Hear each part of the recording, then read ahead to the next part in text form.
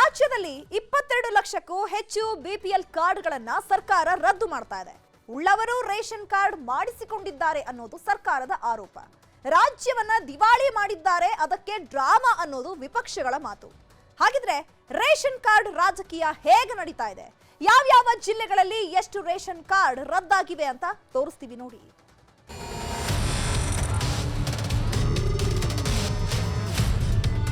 Ration card ration card ration card ರಾಜ್ಯದಲ್ಲಿ BPL ration card ರದ್ದಾಗ್ತಿದೆ ಅನ್ನೋ ವಿಚಾರ ದೊಡ್ಡ ವಿವಾದವನ್ನೇ ಸೃಷ್ಟಿ ಮಾಡಿದೆ.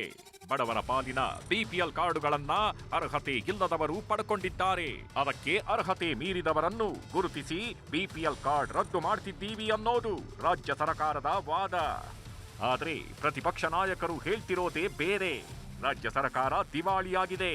5 ಗ್ಯಾರಂಟಿಗಳನ್ನ ಕೊಟ್ಟು ಆರ್ಥಿಕವಾಗಿ ಮುಳುಗಿ ಹೋಗಿದೆ. ರಾಜ್ಯದ ಅಭಿವೃದ್ಧಿಗೂ ಕಾಸಿಲ್ಲ. ಅದಕ್ಕೆ ಬಡವರ ಹೊಟ್ಟೆ ಮೇಲೂ ಹೊಡೆದು ದುಡ್ಡು ಉಳಿಸೋಕೆ ಹೊರಟಿದ್ದಾರೆ ಅನ್ನೋದು ಬಿಜೆಪಿಯವರ ನೇರ ವಾದ. ಇದೇ ವಿಷಯದಲ್ಲಿ ಇವತ್ತು ಸರ್ಕಾರ ಮತ್ತು ಪ್ರತಿಪಕ್ಷಗಳ ನಡುವೆ ಸಮರವೇ ನಡೆದು ಹೋಯಿತು. ಈ ಸರ್ಕಾರ ಒಂದು ರೀತಿ ತೊಗಲಕ್ ಸರ್ಕಾರ, ಜನಗಳ ರಕ್ತವನ್ನ ಹೀರ್ತಾ ಇದ್ದಾರೆ. ಈ ರೇಷನ್ ಕಾರ್ಡಿನ ರದ್ದು ಮಾಡೋ ಮುಖಾಂತರ ಜನಗಳ ಬಡವರ ರಕ್ತವನ್ನ ಹೀರ್ತಕ್ಕಂಥ ಈ ಸರ್ಕಾರ ಯಾವುದೇ ಕಾರಣಕ್ಕೆ ಅರ್ಹ ಬಿಪಿಎಲ್ ಕಾರ್ಡ್ ಹೋಲ್ಡರು ಒಬ್ರು ತಪ್ಪಿಸ್ಕೋಬಾರದು, ಅವರೆಲ್ಲರಿಗೂ ಕೊಡಬೇಕು. ಒಂದು ವೇಳೆ ಒಬ್ರು ಇಬ್ರು ಅನರ್ಹರು ಸೇರ್ಕೊಂಡ್ರೂ ಪರವಾಗಿಲ್ಲ, ಅರ್ಹರು ಮಾತ್ರ ಅವ್ರ ಕಡೆ ಇರಬಾರ್ದು. ಲಕ್ಷಾಂತರ ಜನಕ್ಕೆ ಬಿಪಿಎಲ್ ಕಾರ್ಡ್ ಅನ್ನ ಹಿಂದೆ ಪಡೆಯುವಂತ ಕೆಲಸಗಳನ್ನ ಸಿಕ್ತಿದ್ದಂತ ಸೌಕರ್ಯವನ್ನು ನೀವು ಕೊಡೋದು ಬಿಡಿ. ನಿಮ್ದು ಡೋಂಗಿ ಗ್ಯಾರಂಟಿ, ನಿಮ್ಮ ಡೋಂಗಿ ಗ್ಯಾರಂಟಿಯನ್ನ ತಾತ್ಕಾಲಿಕ ಗ್ಯಾರಂಟಿ, ಪಾಪ ಮೊದಲಿಂದ ಸಿಕ್ತಿರೋಂಥ ಗ್ಯಾರಂಟಿನೂ ಮೊದಲಿಂದ ಸಿಕ್ತಿರೋ ಅನುಕೂಲತೆಗೂ ಅನ್ಯಾಯ ಪಡಿಸಬೇಡಿ, ಅವ್ರ ಹೊಟ್ಟೆ ಮೇಲೆ ಹೊಡಿಬೇಡಿ. ನಾವು ಇವತ್ತು ಇದನ್ನ ಏನು ಕೆಲವು ಸಂದರ್ಭದಲ್ಲಿ ಕೆಲವು ಸರ್ಕಾರಿ ನೌಕರಿದ್ದಾರೆ, ಅನುಕೂಲಸ್ಥರಿದ್ದಾರೆ, ಅವ್ರಿಗೆಲ್ಲ ಸಿಗ್ತಾ ಇದೆ. ಅದನ್ನೆಲ್ಲ ಲಿಸ್ಟು ನಮಗೆ ಮೊದಲಿಂದನೂ ಕೂಡ ಅದನ್ನೆಲ್ಲ ಸರ್ವೆ ಮಾಡಿ ಇಟ್ಟಿದ್ದು. ಯಾರು ಬಡವರಿಗೆ ನಾವು ತೊಂದರೆ ಮಾಡೋಕ್ಕಿಲ್ಲ. ಅವ್ರಿಗೆ ಅಪೋಸಿಷನ್ ಪಾರ್ಟಿ ಪಾಪ ಅವ್ರಿಗೇನು ಇಲ್ವಲ್ಲ, ಅದಕ್ಕೆ ಏನಾದ್ರು ಒಂದು ಮೊಸರಲ್ಲಿ ಕಲ್ಲು ಹುಡ್ಕುವಂತ ಕೆಲಸ ಮಾಡಬೇಕು, ಆ ಕೆಲಸ ಮಾಡ್ತಾರೆ. ಅವು ಯಾರ್ಯಾರೋ ಅಧಿಕಾರಿಗಳು ಅವರವ್ರ ಹಂತದಲ್ಲಿ ಬೇರೆ ಬೇರೆ ತಾಲೂಕುಗಳಲ್ಲಿ ಜಿಲ್ಲೆನಲ್ಲಿ ಕೊಟ್ಟಿರ್ತಾರೆ. ಅದನ್ನ ಈಗ ನಾವು ವೆರಿಫೈ ಮಾಡಿ ಅದನ್ನ ಅಂಥವರಿಗೆ ಅದನ್ನು ಸ್ಟಾಪ್ ಮಾಡಬೇಕು ಅಂತೇಳಿ ಒಂದು ಆಹಾರ ಇಲಾಖೆ ತೀರ್ಮಾನ ತಗೊಂಡಿದ್ದಾರೆ. ಬೇರೆ ಗ್ಯಾರಂಟಿಗಳಿಗೆಲ್ಲ ನಾವು BPL ಲಿಂಕ್ ಮಾಡಿಲ್ಲ ಅಲ್ಲ. ಮತ್ತೆ ಆರೋಪ ಮಾಡೋರು ಮಾಡ್ತಾ ಇರ್ತಾರೆ. ಜಾತಿ ಹುಡುಕಿ BPL ಕಾರ್ಡ್ ಕಟ್ ಮಾಡಿದಾರಂತೆ. ಯಾವ ಜಾತಿಯವರು ಇವರು ಅಂತ ಹೇಳಿ, ಯಾವ ಕೋಮಿಕ್ ಸೇರಿದವರು, ಯಾವ ಜಾತಿಯವರು ಅಂತ. ಹಂಗೇನಾದ್ರು ಆ ರೀತಿಯ ಆಪಾದನೆ ನಿಜ ಆಗಿದ್ರೆ ಘೋರ ಅಪರಾಧ ಆಗುತ್ತೆ, ಪರಮ ಅನ್ಯಾಯ ಆಗುತ್ತೆ. ಬಡವರು ಅನ್ನಕ್ಕೂ ಕನ್ನ ಹಾಕೋ ಕೆಲಸ ಮಾಡ್ತಿದ್ದಾರೆ. ಒಂದು ವೇಳೆ ಯಾರಾದರೂ BPL ಕಾರ್ಡ್ ಅಲ್ಲಿ ಬಿಟ್ಟೋಗಿದ್ರೆ ಅವರ ತಕ್ಷಣ ನಾವು ನಮ್ಮ ಅಧಿಕಾರಿಗಳಿಗೆ ಅವರಿಗೆ BPL ಸೇರಿಸಿ ಅವರಿಗೆ ಸೌಲಭ್ಯವನ್ನು ಕೊಡುವುದನ್ನು ಮಾಡ್ತೀವಿ. ಭಯಪಡಬೇಕಾಗಿಲ್ಲ, ಯಾವ ಕಾರ್ಡು ರದ್ದು ಮಾಡೋದಿಲ್ಲ. ಪರಿಷ್ಕರಣೆ ಯಾವ ಮಾನದಂಡದಲ್ಲಿ ಆಗ್ತದೆ ಅಂತ? ಮಾನದಂಡ ಒಂದು, ಇನ್ನೊಂದು 15-20 ದಿನದಲ್ಲಿ ಕಂಪ್ಲೀಟ್ ಪರಿಷ್ಕರಣೆ ಆಗ್ತದೆ. ಗ್ಯಾರಂಟಿಗಳನ್ನ ಕೊಟ್ಟು ಹಣ ಹೊಂದಿಸಲು ಸರ್ಕಾರದ ಕೈಯಲ್ಲಿ ಆಗ್ತಿಲ್ಲ. ಅದಕ್ಕೆ ಬಿಪಿಎಲ್ ಕಾರ್ಡ್ ರದ್ದು ಮಾಡ್ತಿದ್ದಾರೆ ಅಂತಿದ್ದಾರೆ ಬಿಜೆಪಿಗರು. ಅಷ್ಟೇ ಅಲ್ಲ, ಬಡವರ ಅನ್ನ ಕಸಿದುಕೊಂಡ ಪಾಪಿ ಕೈ ಸರ್ಕಾರ. ರಾಜ್ಯದಲ್ಲಿ ಕಾಂಗ್ರೆಸ್ ಆಡಳಿತ ನಡೆಸ್ತಿದ್ಯೋ ತಾಲಿಬಾನಿಗಳು ಆಡಳಿತ ನಡೆಸ್ತಿದ್ದಾರೋ ಒಂದು ಸ್ಪಷ್ಟತೆ ಇಲ್ಲ. ಸರ್ಕಾರ ತೆಗೆದುಕೊಳ್ಳುತ್ತಿರುವ ಪ್ರತಿ ನಿರ್ಧಾರಗಳು ರಾಜ್ಯದ ಜನರ ಬದುಕನ್ನೇ ನಿರ್ನಾಮ ಮಾಡುತ್ತಿದೆ ಅಂತಾನು ಬಿಜೆಪಿ ಎಕ್ಸ್ನಲ್ಲಿ ಪೋಸ್ಟ್ ಹಾಕಿದೆ. ಆದ್ರೆ ಕಾಂಗ್ರೆಸ್ ಸಚಿವರು ಹೇಳ್ತಿರೋದು ತೆರಿಗೆ ಕಟ್ಟೋರು ಸರ್ಕಾರಿ ನೌಕರರು, ಶ್ರೀಮಂತರು ಬಿಪಿಎಲ್ ಕಾರ್ಡ್ ಇಟ್ಕೊಂಡಿದ್ದಾರೆ, ಅಂಥವರ ಕಾರ್ಡ್ ರದ್ದು ಮಾಡ್ತಿದ್ದೀವಿ, ಜೊತೆಗೆ ಬಿಪಿಎಲ್ ನಿಂದ APL ಕಾರ್ಡ್ ಕೊಡ್ತಿದ್ದೀವಿ ಅಂತ. ಹಾಗಿದ್ರೆ ರಾಜ್ಯದಲ್ಲಿ ಇದುವರೆಗೂ ಯಾವ್ಯಾವ ಜಿಲ್ಲೆಗಳಲ್ಲಿ ಎಷ್ಟೆಷ್ಟು ಕಾರ್ಡ್ ರದ್ದಾಗಿದೆ ಅಂತ ನೋಡೋದಾದ್ರೆ, ಕಲಬುರಗಿಯಲ್ಲಿ 1925 ಬಿಪಿಎಲ್ ರೇಷನ್ ಕಾರ್ಡ್ಗಳು ಅನರ್ಹವಾಗಲಿವೆ. ಶಿವಮೊಗ್ಗದಲ್ಲಿ ಒಟ್ಟು 2346 ಅಕ್ರಮ ಬಿಪಿಎಲ್ ಕಾರ್ಡ್ಗಳಿದೆ ಅಂತ ಸರ್ಕಾರ ಗುರುತು ಮಾಡಿದೆ. ಚಿಕ್ಕಬಳ್ಳಾಪುರದಲ್ಲಿ 2201 ಬಿಪಿಎಲ್ ಕಾರ್ಡ್ಗಳನ್ನ ರದ್ದು ಮಾಡಲು ಸರ್ಕಾರ ತೀರ್ಮಾನಿಸಿದೆ. ಬಾಗಲಕೋಟೆಯಲ್ಲಿ ಒಟ್ಟು 6299 ಬಿಪಿಎಲ್ ಕಾರ್ಡ್ಗಳನ್ನ ಅನರ್ಹವಾಗಿ ಪಡೆದಿದ್ರೆ, ಚಿಕ್ಕಮಗಳೂರು ಜಿಲ್ಲೆಯಲ್ಲಿ ಬರೋಬ್ಬರಿ 9441 ಜನ ಅಕ್ರಮವಾಗಿ ಬಿಪಿಎಲ್ ಕಾರ್ಡ್ ಇಟ್ಕೊಂಡಿದ್ದಾರೆ. ಮೈಸೂರಲ್ಲಿ 4221 ಬಿಪಿಎಲ್ ಕಾರ್ಡ್ಗಳನ್ನ ರದ್ದು ಮಾಡೋಕೆ ಸಿದ್ಧತೆ ಆಗ್ತಿದೆ. ವಿಜಯಪುರ ಜಿಲ್ಲೆಯಲ್ಲಿ 4,359 ಬಿಪಿಎಲ್ ಕಾರ್ಡ್, ಉಡುಪಿಯಲ್ಲಿ 6,422 ಕಾರ್ಡ್, ಹಾಸನ ಜಿಲ್ಲೆಯಲ್ಲಿ 3,925 ಬಿಪಿಎಲ್ ಕಾರ್ಡ್ಗಳು ಅಕ್ರಮ ಅನ್ನೋದು ಆಹಾರ ಇಲಾಖೆ ಗುರುತಿಸಿದೆ. ಇನ್ನು ಗದಗದಲ್ಲಿ 1,119, ಉತ್ತರ ಕನ್ನಡ ಜಿಲ್ಲೆಯಲ್ಲಿ 315, ಮಂಡ್ಯದಲ್ಲಿ 2,824 ಬಿಪಿಎಲ್ ಕಾರ್ಡ್ಗಳನ್ನ ಬ್ಲಾಕ್ ಲಿಸ್ಟ್ನಲ್ಲಿಟ್ಟಿದೆ ಸರ್ಕಾರ.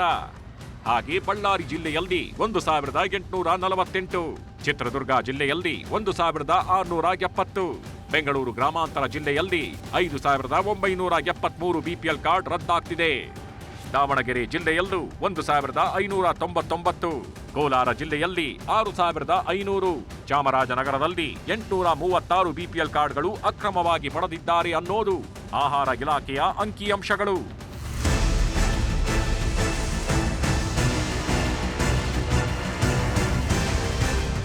ರಾಜ್ಯಾದ್ಯಂತ ಒಟ್ಟು 22 ಲಕ್ಷಕ್ಕೂ ಹೆಚ್ಚು ಬಿಪಿಎಲ್ ಕಾರ್ಡ್ಗಳನ್ನ ಅನರ್ಹತೆ ಪಟ್ಟಿಗೆ ಸೇರಿಸಿದೆ.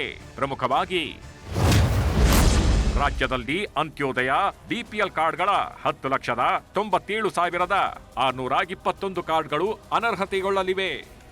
ಆದಾಯ ತೆರಿಗೆ ಪಾವತಿದಾರರ 1,06,152 ಬಿಪಿಎಲ್ ಕಾರ್ಡ್ಗಳು ರದ್ದಾಗಲಿವೆ. 1,20,000 ಆದಾಯವಿದ್ರೂ ಬಿಪಿಎಲ್ ಕಾರ್ಡ್ ಪಡೆದಿದ್ದ 10,54,368 ಕಾರ್ಡ್ಗಳು ರದ್ದಾಗಲಿವೆ. ಇನ್ನು ಸರ್ಕಾರಿ ನೌಕರರಾಗಿದ್ದು ಬಿಪಿಎಲ್ ಕಾರ್ಡ್ ಹೊಂದಿರುವ 4,272 ಜನರ ಕಾರ್ಡ್ಗಳು ಸೇರಿ ಒಟ್ಟಾರೆ 22,62,482 ಕಾರ್ಡ್ಗಳು ರದ್ದಾಗಲಿವೆ. ರಾಜ್ಯ ಸರ್ಕಾರ ಶುರು ಮಾಡಿರೋ ಆಪರೇಷನ್ ಅಕ್ರಮ ರೇಷನ್ ಕಾರ್ಡ್ ಒಳ್ಳೆಯದೇ. ಆದರೆ ಅಧಿಕಾರಿಗಳ ಎಡವಟ್ಟಿನಿಂದ ಬಡವರು, ಕೂಲಿ ಕಾರ್ಮಿಕರು, ದಿನಗೂಲಿ ನೌಕರರು, ಬಡಪಾಯಿ ಅರ್ಚಕರು ಸೇರಿ ಅನೇಕರ ಬಿಪಿಎಲ್ ಕಾರ್ಡ್ಗಳನ್ನು ರದ್ದು ಮಾಡಲಾಗಿದೆ. ಹಾಗಾಗಿ ಸರ್ಕಾರ ಬಡವರಿಗೆ ಅನ್ಯಾಯ ಆಗದಂತೆ ಎಚ್ಚರಿಕೆ ಕೆಲಸ ಗಿಟ್ಟರಷ್ಟೇ ಆಪರೇಷನ್ ಬಿಪಿಎಲ್ ಕಾರ್ಡ್ಗೆ ಬೆಲೆ.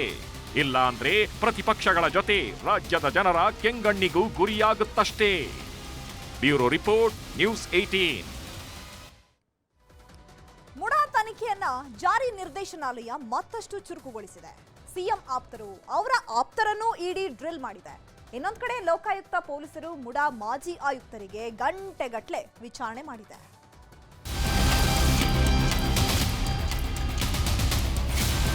ಸಿಎಂ ಸಿದ್ದರಾಮಯ್ಯನವರಿಗೆ ಇನ್ನಷ್ಟು ಹತ್ತಿರವಾಗ್ತಿದೆ ಮುಡಾ ಸಂಕಷ್ಟ.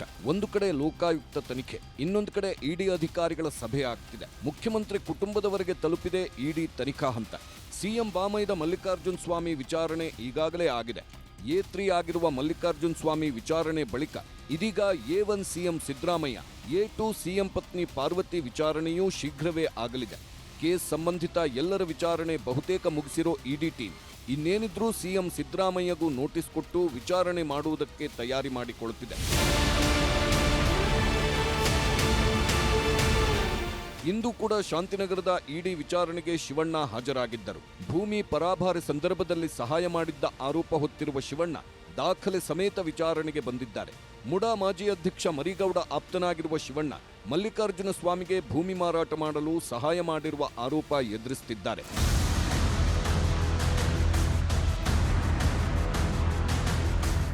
ಮೈಸೂರಿನಲ್ಲಿ ಮುಡಾ ಮಾಜಿ ಆಯುಕ್ತ ನಟೇಶ್ ವಿಚಾರಣೆ ನಡೆದಿದೆ. ಮುಡಾ ಸೈಟ್ಗಳನ್ನ 50:50 ಅನುಪಾತದಡಿ ಹಂಚಿದ ಸಂಬಂಧ ನಟೇಶ್ ವಿಚಾರಣೆ ಮಾಡಲಾಗಿದೆ.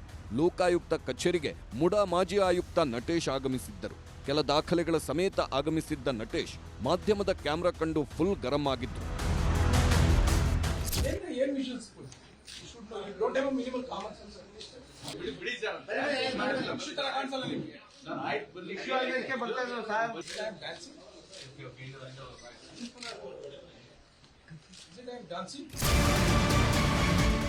ಇಷ್ಟಾದ ಮೇಲೆ ತನಿಖೆ ಮುಗಿಸಿ ಹೊರಬಂದ ನಟೇಶ್ ಫುಲ್ ಸಾಫ್ಟ್ ಆಗಿ ಮಾತಾಡಿದ್ರು.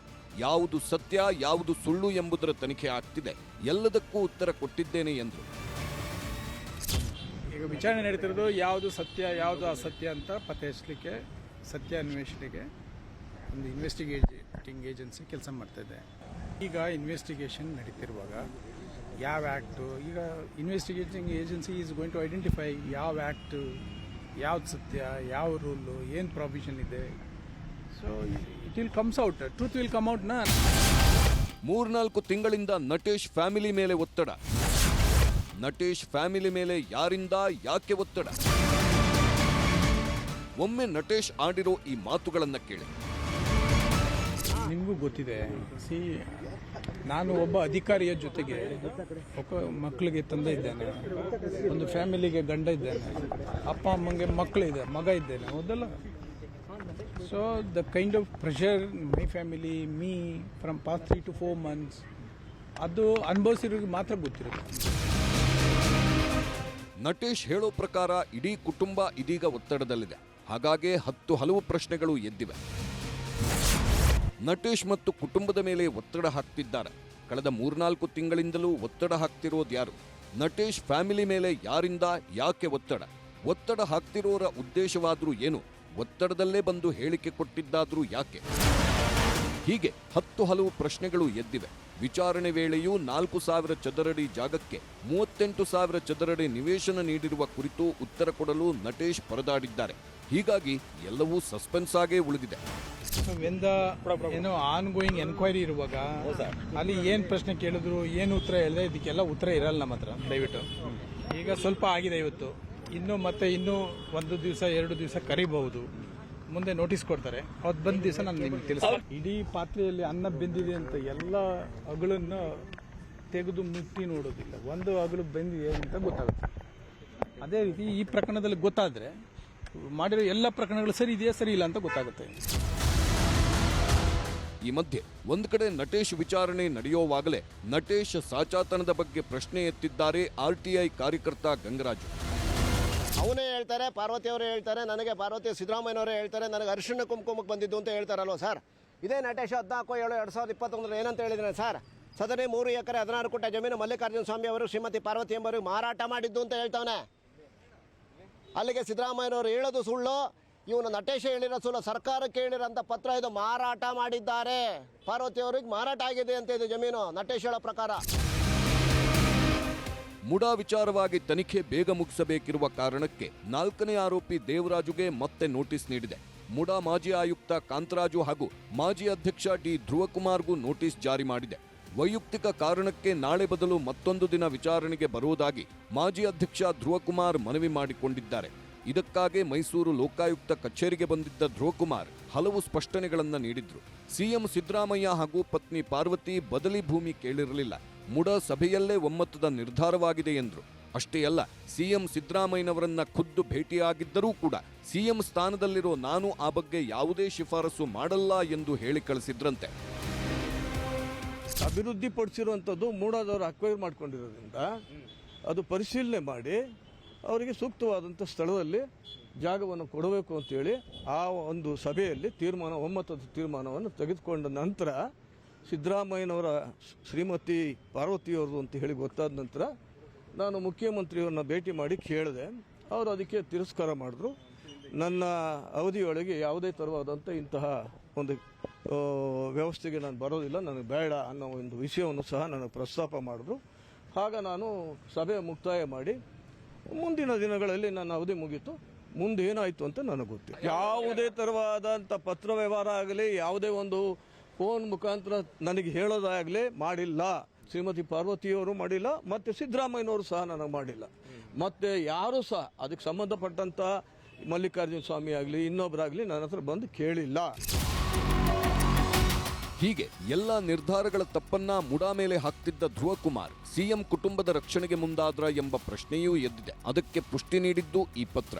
ಸಿಎಂ ಪತ್ನಿ ಯಾವುದೇ ಪತ್ರ ಬರೆದಿಲ್ಲ ಎನ್ನುವ ಧ್ರುವಕುಮಾರ್ ಪಾರ್ವತಿ ಅವರು ಬದಲಿ ನಿವೇಶನ ಕೇಳಿದ್ದಾರೆ ಎಂದು ಹಿಂದೆ ಪ್ರಾಧಿಕಾರದ ಸಭೆಗೆ ತಿಳಿಸಿದ್ದ ದಾಖಲೆ ನ್ಯೂಸ್ 18ಗೆ ಸಿಕ್ಕಿದೆ.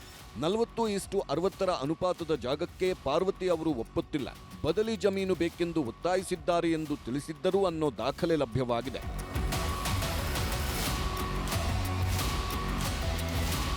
ಹೀಗೆ ಮುಡಾ ವಿಚಾರದ ವಿಚಾರಣೆ ಕೊನೆ ಹಂತಕ್ಕೆ ಬಂದು ತಲುಪಿದೆ. ಇನ್ನೇನಿದ್ದರೂ ಸಿಎಂ ಸಿದ್ದರಾಮಯ್ಯ ಹಾಗೂ ಪತ್ನಿ ವಿಚಾರಣೆ ಯಾವಾಗ ಅನ್ನೋದೇ ಸಸ್ಪೆನ್ಸ್. Bureau report, news 18. ಇಷ್ಟು ದಿನ ಮಣಿಪುರದಲ್ಲಿ ಅಷ್ಟು ನಕ್ಸಲರು ಸತ್ರು, ಛತ್ತೀಸ್ಗಢದಲ್ಲಿ ಇಷ್ಟು ಮಾವೋವಾದಿಗಳನ್ನ ಕೊಂದು ಹಾಕಿದ್ರು, ಆಂಧ್ರ ಮಹಾರಾಷ್ಟ್ರದಲ್ಲಿ ಕೆಂಪು ಉಗ್ರರ ಎನ್ಕೌಂಟರ್ ಅಂತ ಸುದ್ದಿ ಬರ್ತಾ ಇತ್ತು. ಇವತ್ತು ಕರ್ನಾಟಕದಲ್ಲೂ ನಕ್ಸಲ್ ನಾಯಕನ ಎನ್ಕೌಂಟರ್ ಆಗಿದ್ದು ದೇಶಾದ್ಯಂತ ಸದ್ದು ಮಾಡ್ತಾ ಇದೆ. ಹತ್ಯೆಯಾದ ನಕ್ಸಲ್ ನಾಯಕ ಯಾರು ಅಂತ ತೋರಿಸ್ತೀವಿ ನೋಡಿ.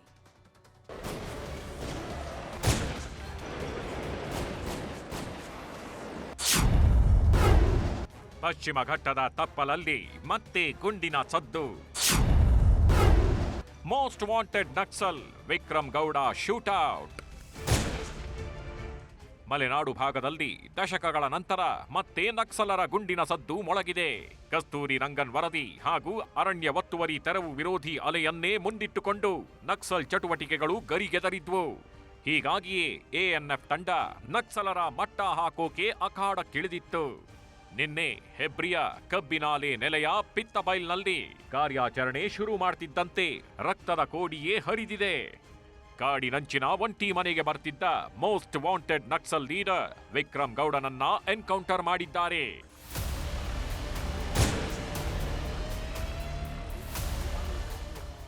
ಈ ದಟ್ಟಾರಣ್ಯದೊಳಗೆ ಒಮ್ಮೆ ಎಂಟ್ರಿ ಕೊಟ್ರೆ ಹೊರಬರೋದು ಹೇಗೆ ಅನ್ನೋದೇ ಗೊತ್ತಾಗಲ್ಲ. ಹೀಗಾಗಿಯೇ ಇದೇ ಕಾಡಲ್ಲಿ ವಿಕ್ರಮ್ ಗೌಡ ಅಂಡ್ ಗ್ಯಾಂಗ್ ಬೀಡು ಬಿಟ್ಟಿತ್ತು. ಮೊನ್ನೆಯಷ್ಟೇ ಕೊಪ್ಪದ ಕಡೆಗುಂಡಿ ಗ್ರಾಮದ ಸುಬ್ಬೇಗೌಡರ ಮನೆಯಲ್ಲಿ 3 ಬಂದೂಕುಗಳು ಪತ್ತೆಯಾಗಿದ್ವು. ಇಲ್ಲಿಂದ ಮತ್ತಷ್ಟು ಅಲರ್ಟ್ ಆದ ಎಎನ್ಎಫ್ ಟೀಮ್ ಪಿತ್ತಬೈಲ್ ಎಂಬಲ್ಲಿ ಪಕ್ಕಾ ಪ್ಲಾನ್ ಮಾಡಿಕೊಂಡು ಕೂತಿದ್ರು.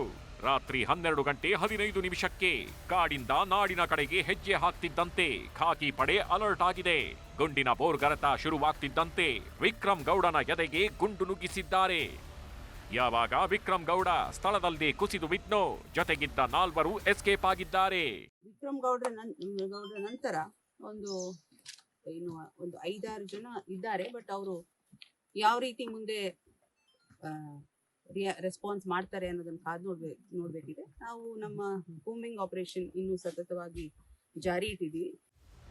ಇನ್ನು ಈ ನಕ್ಸಲ್ ಲೀಡರ್ ವಿಕ್ರಮ್ ಗೌಡನ ಹಿನ್ನೆಲೆ ಏನು ಅಂತ ನೋಡೋದಾದ್ರೆ, ವಿಕ್ರಮ್ ಗೌಡ ಉಡುಪಿಯ ಹೆಬ್ಬರಿ ಬಳಿಯ ಕೂಡ್ಲನಾಡು ಮೂಲದವನು. 20 ವರ್ಷಗಳಿಂದ ನಕ್ಸಲ್ ಚಟುವಟಿಕೆಯಲ್ಲಿ ಸಕ್ರಿಯವಾಗಿದ್ದ ಈತ ನಕ್ಸಲರನ್ನು ಮುಖ್ಯವಾಹಿನಿಗೆ ತರೋದನ್ನ ವಿರೋಧಿಸುತ್ತಲೇ ಬಂದಿದ್ದ.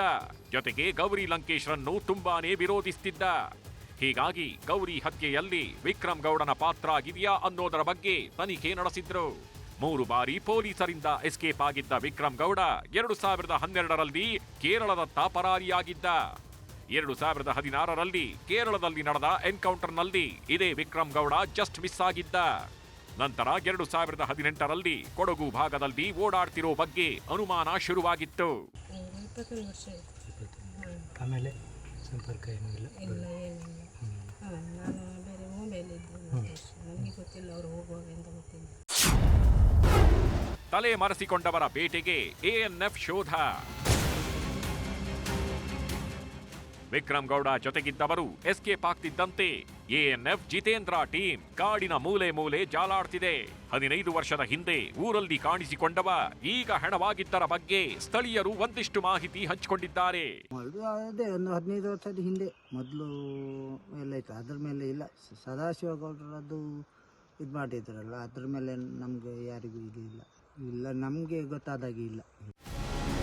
ಇನ್ನು ಈ ಬಗ್ಗೆ ಮಾತನಾಡಿದ ಗೃಹ ಸಚಿವ ಪರಮೇಶ್ವರ್, 20 ವರ್ಷದಿಂದ ನಕ್ಸಲರಿಗಾಗಿ ಕೂಂಬಿಂಗ್ ನಡೆಯುತ್ತಿತ್ತು. ಈಗ ವಿಕ್ರಮ್ ಗೌಡನನ್ನ ಎನ್ಕೌಂಟರ್ ಮಾಡಲಾಗಿದೆ ಅಂದ್ರು. ವಿಕ್ರಮ್ ಗೌಡ ಅಂತ ಹೇಳಿ ಒಬ್ಬ ನಕ್ಸಲ್ಲು, ಡ್ರೆಡೆಡ್ ನಕ್ಸಲ್. ಕಳೆದ ಒಂದು 20 ವರ್ಷದಿಂದ ಅವರನ್ನ ನಮ್ಮವರು ಸರ್ಚ್ ಮಾಡ್ತಾ ಇದ್ರು. ಅವರಿಗೆ ಎನ್ಕೌಂಟರ್ ಆಗಿದೆ. ಅವರು ಇದ್ದಕ್ಕಿದ್ದಂಗೆ ಇವರು ಪೊಲೀಸ್ನವ್ರ ಮೇಲೆ ಫೈರ್ ಮಾಡಿದ್ರು. ವಿಕ್ರಮ್ ಗೌಡ ಹತ್ಯೆಗೆ ಕೆಲವರು ವಿರೋಧ ವ್ಯಕ್ತಪಡಿಸುತ್ತಿದ್ದಾರೆ. ವಿಕ್ರಮ್ ಗೌಡ ಅಮರ್ ರಹೆ ಅಂತ ಸೋಷಿಯಲ್ ಮೀಡಿಯಾದಲ್ಲಿ ಪೋಸ್ಟ್ ಹಾಕಿದ್ದಾರೆ. ಒಟ್ನಲ್ಲಿ ದಶಕಗಳಿಂದ ಮೌನವಾಗಿದ್ದ ನಕ್ಸಲರ ಗುಂಡಿನ ಸದ್ದು ಮತ್ತೆ ಶುರುವಾಗಿದ್ದು ಚಿಕ್ಕಮಗಳೂರು, ಶಿವಮೊಗ್ಗದಲ್ಲಿ ಖಾಕಿ ಸರ್ಪಗಾವಲು ಹಾಕಿದೆ. Bureau report, news 18. ರಾಜ್ಯದಲ್ಲಿ ಸಿಕ್ಕ ಆಸ್ತಿಗಳಿಗೆಲ್ಲ ವಕ್ಫ್ ಸೀಲ್ ಹಾಕಿರೋದು ಎಲ್ಲರಿಗೂ ಗೊತ್ತು. ಬಿಜೆಪಿ ಕಾಂಗ್ರೆಸ್ ಮಧ್ಯೆ ದಿನಕ್ಕೊಂದು ವಾಗ್ಯುದ್ಧನೂ ಆಗ್ತಾ ಇದೆ.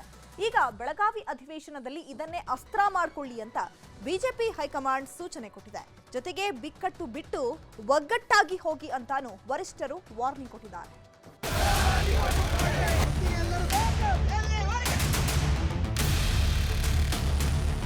ರಾಜ್ಯದಲ್ಲಿ ಬಹುಮತದ ಕಾಂಗ್ರೆಸ್ ಸರ್ಕಾರದ ವಿರುದ್ಧ ಬಿಜೆಪಿ ನಾಯಕರು ಎಷ್ಟೇ ಅಬ್ಬರಿಸಿದ್ರೂ ಅದರ ಲಾಭಾಂಶ ಸಿಗ್ತಾನೇ ಇಲ್ಲ.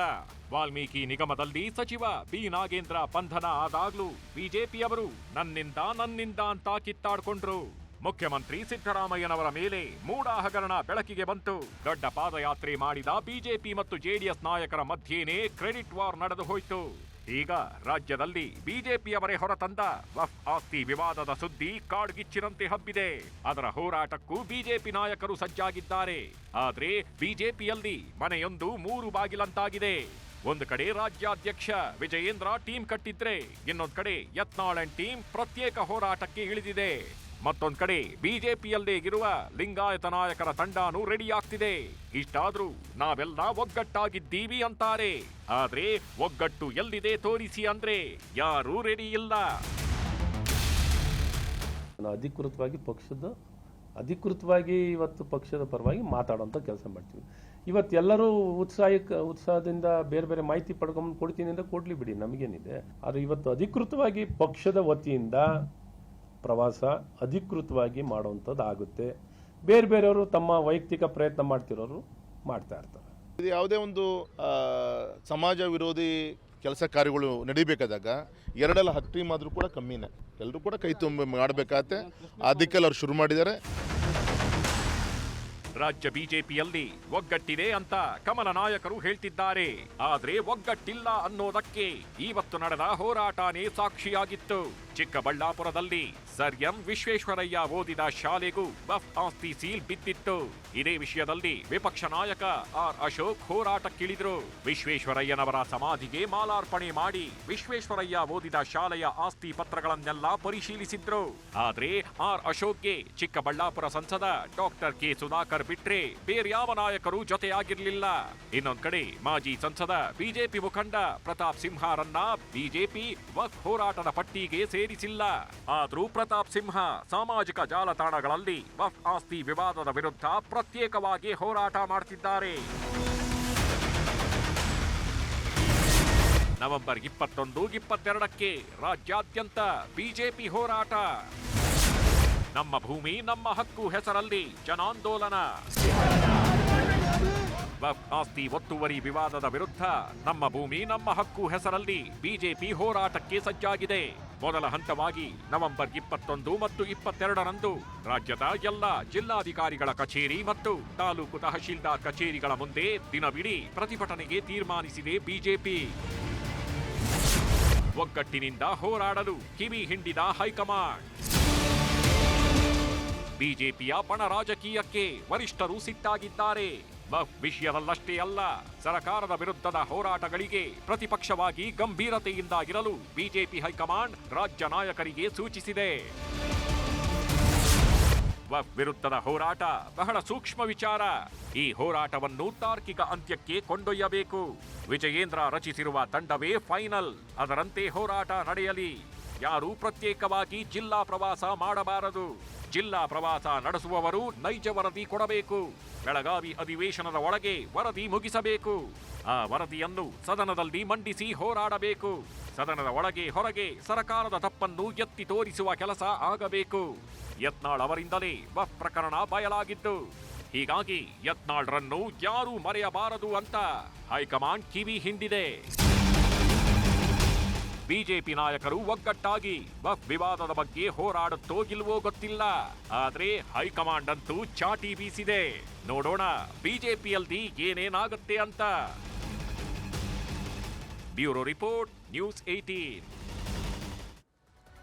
ಲೋಕಸಭೆ ಚುನಾವಣೆ ಬಳಿಕ ಬಿಜೆಪಿ ಕಾಂಗ್ರೆಸ್ಗೆ ಸವಾಲಾಗಿದ್ದ ಮಹಾರಾಷ್ಟ್ರ ಜಾರ್ಖಂಡ್ ಎಲೆಕ್ಷನ್ ಕ್ಲೈಮ್ಯಾಕ್ಸ್ ಹಂತಕ್ಕೆ ಬಂದಿದೆ. ನಾಳೆ 2 ರಾಜ್ಯಗಳಲ್ಲಿ ಮತದಾನ ನಡೆಯಲಿದ್ದು ಕುರುಡು ಕಾಂಚಾಣನೂ ಜೋರಾಗಿ ಸದ್ದು ಮಾಡ್ತಾ ಇದೆ.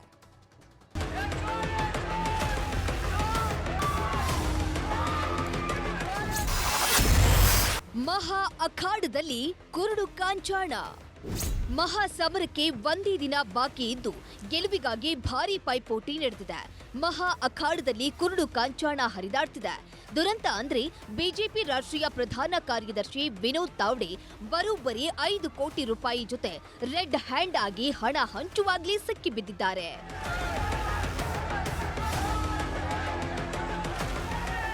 ಪಾಲ್ಘರ್ ಜಿಲ್ಲೆಯ ವಿರಾರ್ ನಗರದ ಹೋಟೆಲ್ ಒಂದರಲ್ಲಿ ವಿನೋದ್ ತಾವ್ಡೆ ಮತದಾರರನ್ನ ಸೆಳೆಯಲು ಹಣ ಹಂಚುತ್ತಿದ್ದರು ಅಂತ ಬಹುಜನ ವಿಕಾಸ್ ಅಘಾಡಿ ನಾಯಕ ಹಿತೇಂದ್ರ ಠಾಕೂರ್ ಆರೋಪಿಸಿದ್ದಾರೆ. ವಿನೋದ್ ತಾವ್ಡೆ ವಿರುದ್ಧ ಎಫ್ಐಆರ್ ದಾಖಲು.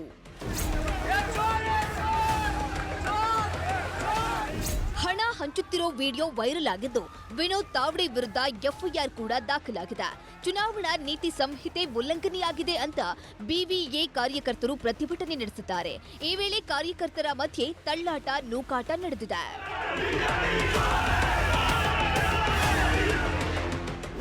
ಮಹಾರಾಷ್ಟ್ರ ಚುನಾವಣೆಗೂ ಮುನ್ನ ಬಿಜೆಪಿಯ ವಿನೋದ್ ತಾವ್ಡೆ ಹಣ ಹಂಚಿದ್ದಾರೆ ಎಂದು ಬಹುಜನ ವಿಕಾಸ್ ಅಘಾಡಿ ಆರೋಪಿಸಿದ ಬೆನ್ನಲ್ಲೇ ಕಾಂಗ್ರೆಸ್ ಪ್ರಧಾನ ಕಾರ್ಯದರ್ಶಿ ಕೆಸಿ ವೇಣುಗೋಪಾಲ್ ಪ್ರತಿಕ್ರಿಯಿಸಿದ್ದು, ಚುನಾವಣಾ ಆಯೋಗವು ಅವರ ವಿರುದ್ಧ ಏನೂ ಕ್ರಮ ಕೈಗೊಳ್ಳುವುದಿಲ್ಲ ಎಂದಿದ್ದಾರೆ. ಇದಿಷ್ಟು ಬಿಜೆಪಿ ಕಥೆಯಾದ್ರೆ ಸಿಎಂ ಏಕನಾಥ್ ಶಿಂದೆ ನೇತೃತ್ವದ ಶಿವಸೇನೆ ಮರಾಠಿ ಟಿವಿ ಚಾನೆಲ್ನಲ್ಲಿ ಧಾರಾವಾಹಿಗಳ ಮೂಲಕ ಪಕ್ಷದ ಪ್ರಚಾರಕ್ಕಾಗಿ ಬಾಡಿಗೆ ಜಾಹೀರಾತು ನೀಡಿತು. ಹೀಗಾಗಿ ಚುನಾವಣಾ ಆಯೋಗ ನೋಟಿಸ್ ನೀಡಿದ್ದು 24 ಗಂಟೆಯಲ್ಲಿ ವಿವರ ನೀಡುವಂತೆ ಉಲ್ಲೇಖಿಸಿದೆ. ಎಲೆಕ್ಷನ್ ರಾಜಕೀಯ ಏನಾದರೂ ಇರಲಿ, ಮಹಾರಾಷ್ಟ್ರ ವಿಧಾನಸಭೆ ಚುನಾವಣೆಯ ಮತದಾನಕ್ಕೆ ಕ್ಷಣಗಣನೆ ಶುರುವಾಗಿದೆ. ನಾಳೆ ಮಹಾರಾಷ್ಟ್ರದ ಎಲ್ಲ 288 ಸ್ಥಾನಗಳಿಗೆ ಒಂದೇ ಹಂತದಲ್ಲಿ ಮತದಾನ ನಡೆಯಲಿದ್ದು, ಕೇಂದ್ರ ಚುನಾವಣಾ ಆಯೋಗ ಮತದಾನಕ್ಕೆ ಸಕಲ ಸಿದ್ಧತೆ ಮಾಡಿಕೊಂಡಿದೆ. ಮಹಾರಾಷ್ಟ್ರದಲ್ಲಿ 288 ಕ್ಷೇತ್ರಗಳಿಗೆ ಬೆಳಗ್ಗೆ 7 ಗಂಟೆಯಿಂದ ಮತದಾನ ನಡೆಯಲಿದೆ. 1,186 ಮತಗಟ್ಟೆಗಳನ್ನು ಸ್ಥಾಪಿಸಲಾಗಿದೆ. ಒಟ್ಟು 63 ಮಾದರಿ ಮತಗಟ್ಟೆ ಸ್ಥಾಪನೆ ಮಾಡಲಾಗಿದೆ. 9.70 ಕೋಟಿ ಮತದಾರರಿದ್ದು 5 ಕೋಟಿ ಪುರುಷ ಮತದಾರರು, 4.69 ಕೋಟಿ ಮಹಿಳಾ ಮತದಾರರಿದ್ದಾರೆ. 6,101 ತೃತೀಯ ಲಿಂಗಿಗಳು ಮತ ಹಾಕಲಿದ್ದಾರೆ. 18 ರಿಂದ 19 ವರ್ಷದ 22.2 ಲಕ್ಷ ಮತದಾರರು ಮೊದಲ ಬಾರಿಗೆ ಮತದಾನ ಮಾಡಲು ಸಜ್ಜಾಗಿದ್ರೆ 6.41 ಲಕ್ಷ ವಿಶೇಷ ಚೇತನ ಮತದಾರರು ಹಾಗೂ 100 ವರ್ಷ ಮೀರಿದ 47,392 ಮತದಾರರು ಹಕ್ಕು ಚಲಾಯಿಸಲಿದ್ದಾರೆ.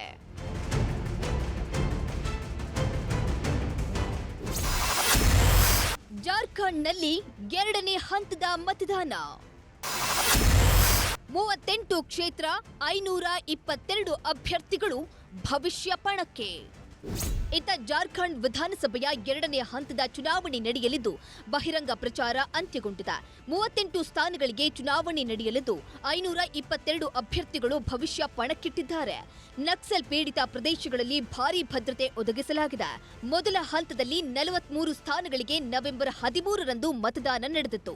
ಜೆಎಂಎಂ, ಕಾಂಗ್ರೆಸ್, ಆರ್ಜೆಡಿ ಮತ್ತು ಸಿಪಿಐ ಒಟ್ಟಾಗಿ ಮಹಾಘಟ ಬಂಧನ್ನಲ್ಲಿ ಸ್ಪರ್ಧಿಸಿದ್ರೆ ಬಿಜೆಪಿ, ಅಖಿಲ ಜಾರ್ಖಂಡ್ ವಿದ್ಯಾರ್ಥಿ ಸಂಘ, ಜೆಡಿಯು ಮತ್ತು ಲೋಕಜನಶಕ್ತಿ ರಾಮ್ ವಿಲಾಸ್ ಪಾರ್ಟಿ ಎನ್ಡಿಎ ಮೈತ್ರಿಕೂಟವಾಗಿ ಕಣಕ್ಕಿಳಿದಿವೆ. ಕೇರಳ, ಪಂಜಾಬ್ ಹಾಗೂ ಉತ್ತರ ಪ್ರದೇಶದ ಒಟ್ಟು 14 ವಿಧಾನಸಭಾ ಕ್ಷೇತ್ರಗಳ ಉಪಚುನಾವಣೆಗೂ ಮತದಾನ ಆಗಲಿದೆ. ಸಂಜೆ ವೇಳೆಗೆ ಮತದಾನ ಮುಗಿಯುತ್ತಿದ್ದಂತೆ ಎಕ್ಸಿಟ್ ಪೋಲ್ ಲೆಕ್ಕಾಚಾರನೂ ಹೊರಬರಲಿದೆ. ಸಂಜೆ 7 ಗಂಟೆ ಬಳಿಕ ಮಹಾರಾಷ್ಟ್ರ ಮತ್ತು ಜಾರ್ಖಂಡ್ ಚುನಾವಣೋತ್ತರ ಸಮೀಕ್ಷೆ ಫಲಿತಾಂಶಗಳು ಪ್ರಕಟವಾಗಲಿವೆ. Bureau report, news 18. ಈಗ ರಾಜ್ಯ, ದೇಶ, ವಿದೇಶಗಳ ಮತ್ತಷ್ಟು ಪ್ರಮುಖ ಸುದ್ದಿಗಳನ್ನು ಕ್ವಿಕ್ ಆಗಿ ನೋಡ್ತಾ ಹೋಗೋಣ. ನಬಾರ್ಡ್ ಸಾಲಕ್ಕೆ ಕೇಂದ್ರ ಸರ್ಕಾರ ಕೊಕ್ಕೆ ಹಾಕಿದೆ ಅಂತ ರಾಜ್ಯ ಸರ್ಕಾರ ತಿರುಗಿ ಬಿದ್ದಿದೆ. ರೈತರ ಪ್ರಾಫಿಟ್ ನೋಡಿ ಸಾಲ ಕೊಡೋಕೆ ಆಗುತ್ತಾ ಎಂದು ಪ್ರಶ್ನಿಸಿದ್ದಾರೆ. ಕೇಂದ್ರದ ವಿರುದ್ಧ ಸಮರಕ್ಕೆ ರಾಜ್ಯ ಸರ್ಕಾರ ಸಿದ್ಧವಾಗಿದ್ದು ಪ್ರಧಾನಿ ಮೋದಿಗೆ ಸಿಎಂ ಪತ್ರ ಬರೆದಿದ್ದಾರೆ. ನಬಾರ್ಡ್ ವಿಚಾರವಾಗಿ ಸಹಕಾರ ಸಚಿವ ರಾಜಣ್ಣ, ಕೃಷಿ ಸಚಿವ ಚಲುವರಾಯಸ್ವಾಮಿ ಸುದ್ದಿಗೋಷ್ಠಿ ನಡೆಸಿದ್ರು.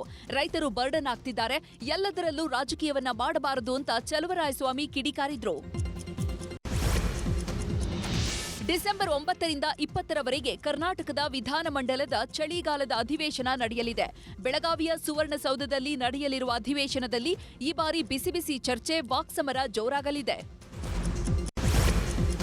ಬೆಂಗಳೂರಿನ ರಾಜ್ಕುಮಾರ್ ರಸ್ತೆಯಲ್ಲಿರುವ ಮೈ ಇವಿ ಎಲೆಕ್ಟ್ರಿಕ್ ಸ್ಕೂಟರ್ ಶೋರೂಂಗೆ ಬೆಂಕಿ ಬಿದ್ದು ಸೇಲ್ಸ್ ಎಕ್ಸಿಕ್ಯೂಟಿವ್ ಆಗಿದ್ದ ಪ್ರಿಯಾ ಸಜೀವ ದಹನವಾಗಿದ್ದಾರೆ. ನೋಡ್ತಿದ್ದಂತೆ ಎಲ್ಲ ಬೈಕ್ಗಳು, ಕಟ್ಟಡವೇ ಸುಟ್ಟು ಭಸ್ಮವಾಗಿದೆ. ನಟ ತಾಂಡವ ರಾಮ್ ನಿರ್ದೇಶಕ ಭರತ್ ಮೇಲೆ ಗುಂಡು ಹಾರಿಸಿ ಕೊಲೆಗೆ ಯತ್ನಿಸಿದ್ದಾರೆ. ಮುಗಿಲ್ಪೇಟೆ ಸಿನಿಮಾ ನಿರ್ದೇಶಕ ಭರತ್ ಸಿನಿಮಾ ಅರ್ಧಕ್ಕೆ ನಿಲ್ಲಿಸಿದ್ದಕ್ಕೆ ಗುಂಡು ಹಾರಿಸಿದ್ದು ಚಂದ್ರ ಲೇಔಟ್ ಪೊಲೀಸರು ನಟನನ್ನ ಬಂಧಿಸಿದ್ದಾರೆ. ಇವಿಷ್ಟು ಈ ಹೊತ್ತಿನ ಪ್ರಮುಖ ಸುದ್ದಿ. ಈಗ ಒಳನೋಟ ವಿಶೇಷ ಕಾರ್ಯಕ್ರಮ ಪ್ರಸಾರವಾಗುತ್ತೆ. ನೋಡ್ತಾರೆ ನ್ಯೂಸ್ 18, ಜಾಲ ನಮ್ಮದು, ಬಲ ನಿಮ್ಮದು.